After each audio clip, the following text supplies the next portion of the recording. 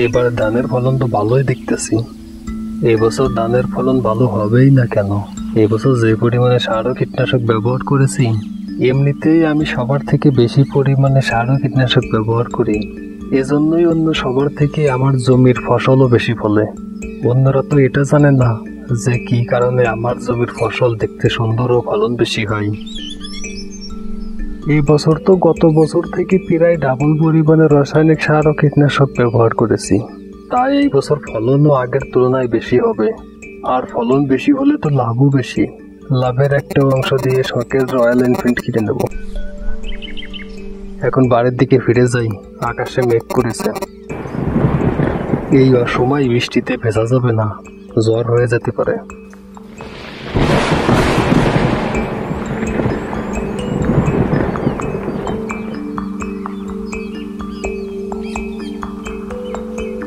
বড় ভাই, আপনি এখানে দাঁড়িয়ে কি করেন? আকাশে তো মেঘ করেছে, বাড়ি চলেন। রতন, আমি আসছিলাম ধানের ক্ষেত দেখতে, তা আকাশে মেঘ দেখে আর মাঠে নামলাম না। তুমি তো মাঠ থেকে আসলে, তা আমার ক্ষেতের কি অবস্থা দেখলে? বড় ভাই, আপনাকে আমি বললাম আপনি আমার মতো রাসায়নিক সার ও কীটনাশক বেশি বেশি ব্যবহার করেন, তা আপনি আমার কথা শুনলেন না। আপনি শুধুমাত্র খাবারের পুষ্টির কথা চিন্তা করেন। এই দেখেন, আপনি জমিতে জৈব সার ব্যবহার করেন। আপনার উৎপাদিত ফসল খাবার হিসেবে অনেক পুষ্টিকর, ঠিক আছে, কিন্তু আমি জমিতে জৈব সার ব্যবহার করি না।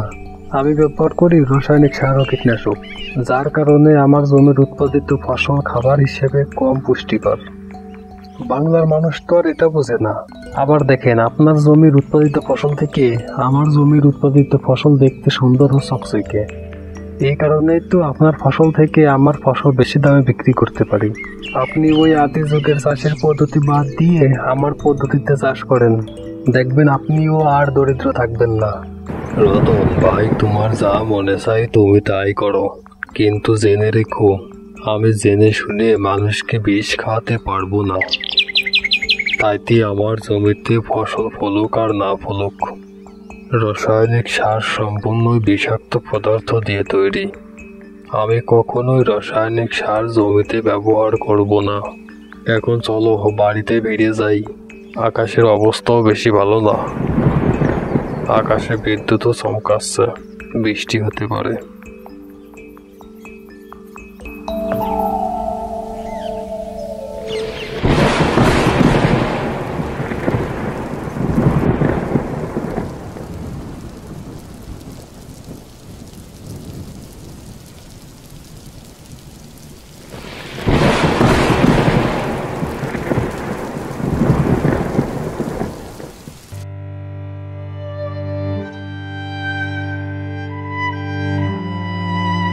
এই বৃষ্টির ভিতর আমি ভিজে পড়ে বাড়ি আসলাম, ওই তুমি আমার জন্য গামছা এগিয়ে দিবে, তা না করে এই বৃষ্টির ভিতর তুমি সাজগোজ করতেছো।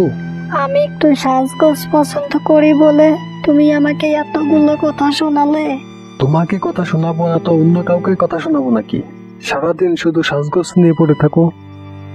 আমার অনেক খিদে পেয়েছে, আমার জন্য খাবার মারো। আমি ভেজা কাপড়গুলো পরিবর্তন করে আসি।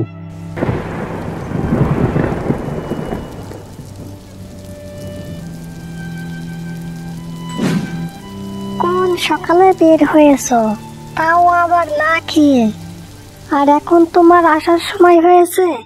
আগে তোমার ভেজা কাপড়গুলো পরিবর্তন করে আসো, আমি তোমার জন্য খাবার বাড়তাছি। তাড়াতাড়ি করো, তা না হলে ঠান্ডা লেগে যাবে। আচ্ছা বউ, ঠিক আছে, আমি এখনই কাপড়গুলো পরিবর্তন করে আসি, আর তুমি খাবার বেড়ে রাখো।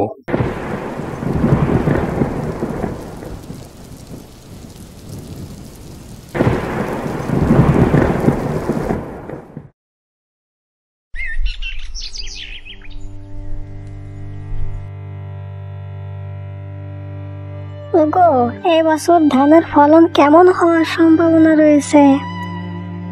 কি আর বলবো বউ, আমার চাষের পদ্ধতি সম্পর্কে তো তুমি ভালো করেই জানো। ধানের ফলন ওই গত বছরের মতোই হইবে না মনে হচ্ছে। বাকিটা আল্লাহর ইচ্ছা, সে যেমন দেয় তেমনই হবে। তোমাকে বললাম জমিতে রাসায়নিক সার ও কীটনাশক ব্যবহার করতে, তুমি তা করতেছো না। তোমার ছোট ভাইকে দেখো না, সে অল্প কয়েক বছর চাষ করে কত টাকার মালিক হয়ে গেছে। আর তুমি এত বছর ধরে চাষ করেও তোমার ঋণই শোধ করতে পারো নাই। বউ, আমি তোমাকে আগেও বলছি আর এখনো বলতেছি, আমি জেনে বুঝে মানুষকে বিষ খাওয়াতে পারবো না। এখন ঘুমাও তো, আমার অনেক ঘুম পাচ্ছে।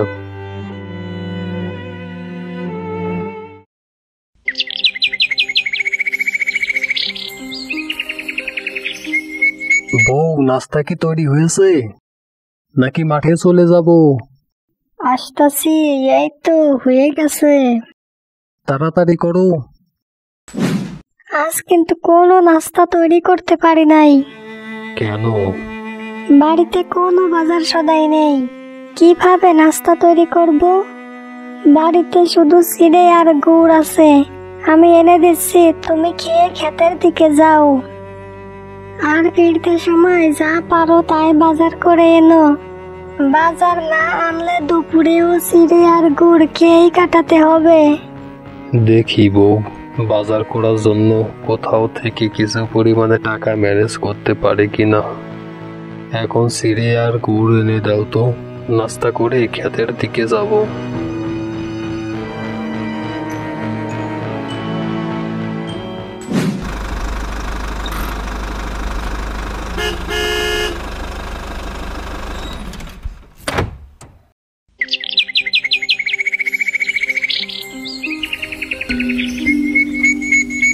রতন মিয়া, তোমার ধানের ফলন তো এবার বুঝি গতবারের থেকেও ভালো হয়েছে।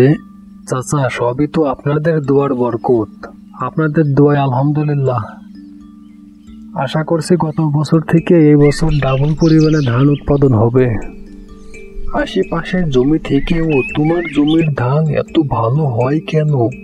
তুমি কি অতিমাত্রায় রাসায়নিক সার ব্যবহার করো? না না মহাজন চাচা, যে কি বলেন চাচা, এই যুগে সবাই তো রাসায়নিক সার কম বেশি ব্যবহার করে। আমিও যে রাসায়নিক সার ব্যবহার করি না তা কিন্তু না, আমিও রাসায়নিক সার ব্যবহার করি, তবে হালকা মাত্রায়। শোনো রতন মিয়া, যেন সারের ব্যবহার অতিমাত্রায় না হয়। চাচা, আপনি ঠিকই বলেছেন, আমিও কিন্তু এই বিষয়ে যথেষ্ট পরিমাণে খেয়াল রাখি। রতন মিয়া, তোমাকে আমি অগ্রিম কিছু টাকা দিয়ে গেলাম, তোমার ধান এবারও আমি নেব।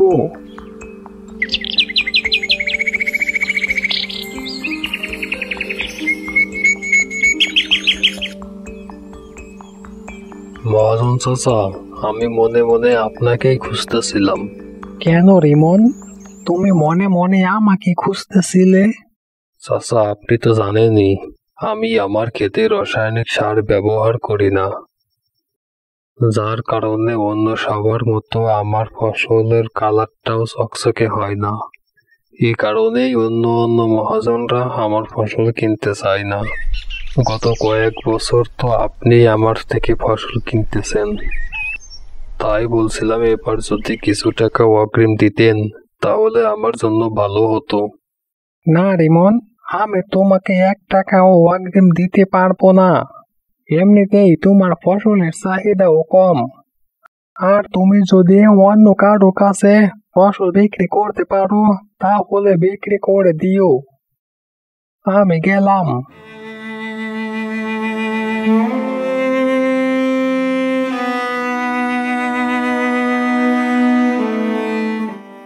আমার উৎপাদিত ফসলের চাহিদা বলে কম। বাংলার মানুষ ভালো কোনো জিনিসের কদর করতে জানে না। কি আর করার আছে, আমার জায়গা থেকে আমি সৎ থাকি, বাকি ব্যবস্থা আল্লাহ আমার জন্য করবে।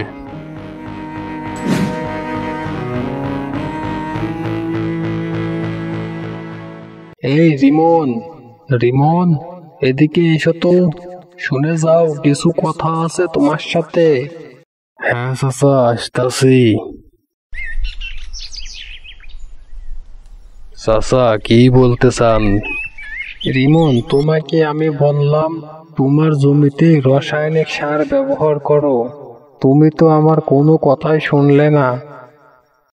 তোমার ছোট ভাই রতনকে দেখো, সে অল্প কয়েক বছর ধরে চাষ করে সে এখন অনেক টাকার মালিক হয়ে গেছে। চাচা, কে কি করলো আর না করলো ওটা নিয়ে আমি ভাবি না।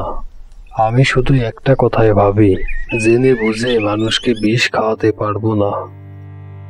চাচা, আপনি কি আমাকে অন্য কোনো কথা বলবেন? না রিমন, তোমাকে এই কথা বলার জন্য ডাকছিলাম। আচ্ছা চাচা, আমি গেলাম তাহলে।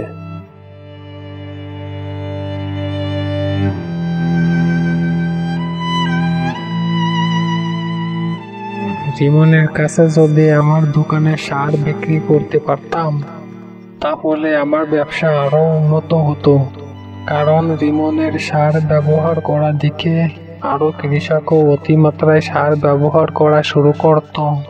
সমস্ত কৃষক যদি অতিমাত্রায় সার ব্যবহার করা শুরু করে তাহলে তো আমার জন্যই ভালো। এবার রিমনের সাথে কথা বলে সফল হয়নি তাতে কি হয়েছে, রিমনের সাথে যতবারই দেখা হবে ততবারই একই কথা বলবো। কতদিনই বা রাজি না হয়ে থাকবে, পেটে টান পড়লে এমনিতেই আমার কাছে আসবে।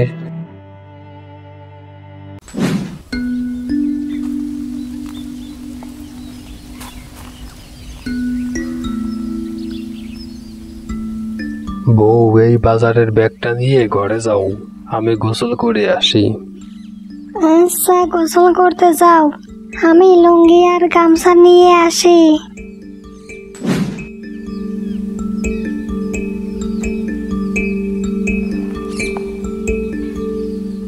ও দাদা, আমাকে এখান থেকে বড় একটা মাছ দাও তো। হ্যাঁ দাদা, এই তো দিচ্ছি।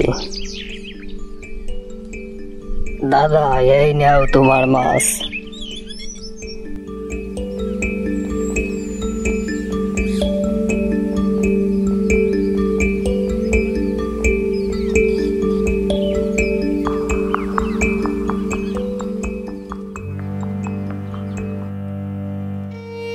রতন আজকে অনেক বড় মাছ কিনে এনেছে।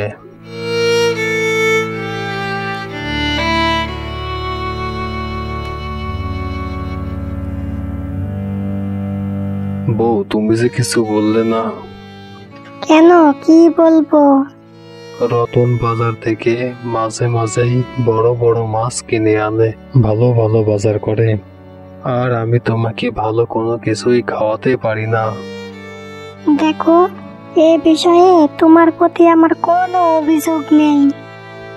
তুমি যেভাবে চলবে আমি তাতেই রাজি।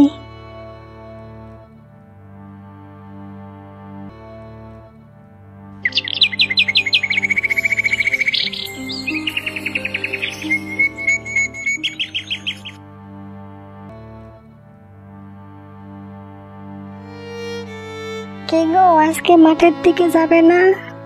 মাঠে যাবই বা আর কি বউ। কেন, আবার কি হয়েছে? এত কষ্ট করে ফসল ফলাই, লোকজন আমার ফসল কিনতে চায় না, আমার ফসলের নাকি চাহিদা কম। ওগো, তুমি অন্য সবার মতো চাষ করলেই তো হয়। তা তো পারি বটেই, কিন্তু ওদের মতো চাষ করলে ওদের মাঝে আর আমার মাঝে কোনো পার্থক্য থাকবে না। এত পার্থক্য দিয়ে কি হবে যদি পেটে খিদেই থাকে? বুঝি বউ, আমি সবই বুঝি।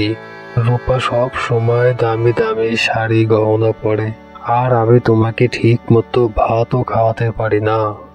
কেন, তাতে কি হয়েছে? আমি কি তোমাকে তার জন্য কিছু কি বলেছি? তুমি আমাকে যা খাও পড়াও তাতে আলহামদুলিল্লাহ। আমি সবই বুঝি বউ, আমারও তো ইচ্ছে করে আমি তোমাকে ভালো ভালো শাড়ি গহনা কিনে দেই।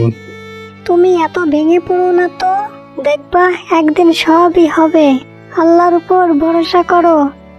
এত কষ্ট করে শুধুমাত্র জৈব সার দিয়ে ফসল ফলাই, লোকজনে বুঝলো না।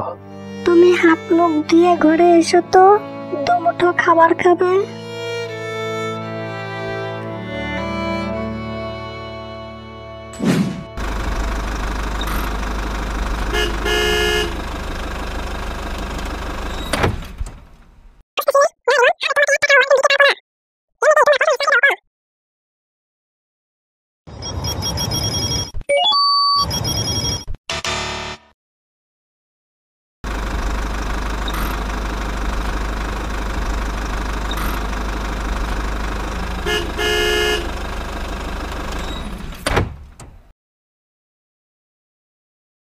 রতন মিয়া, আমি তোমার ধান নিতে পারবো না।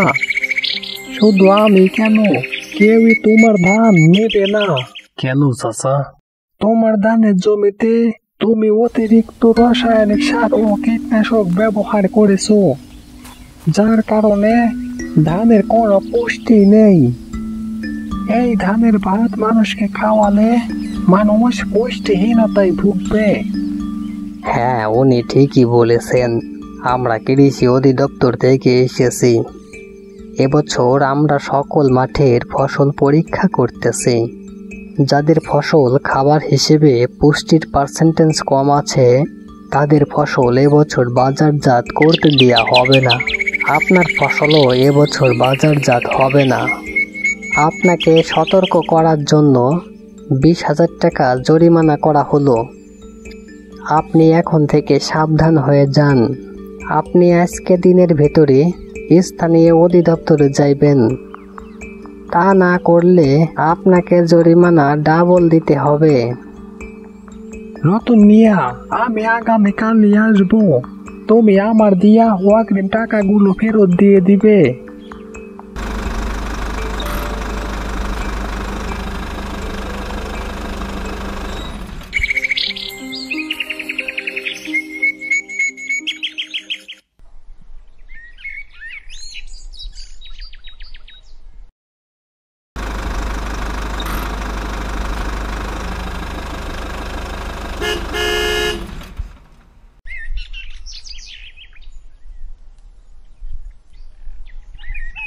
রিমন মিয়া, আমি তোমার ধান কিনতে চাই।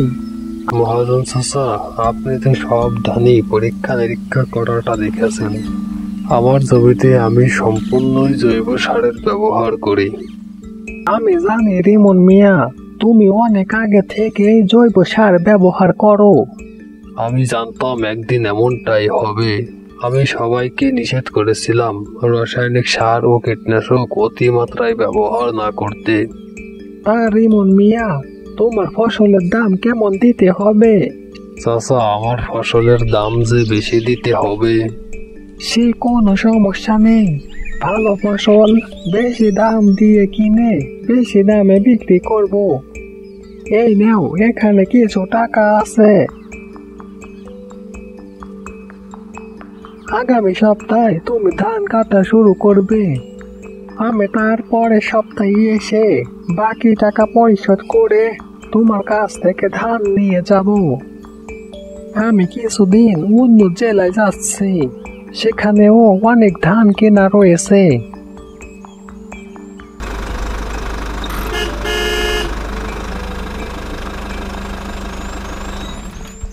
কথাই তো আছে, সব ভালো যার শেষও ভালো তার।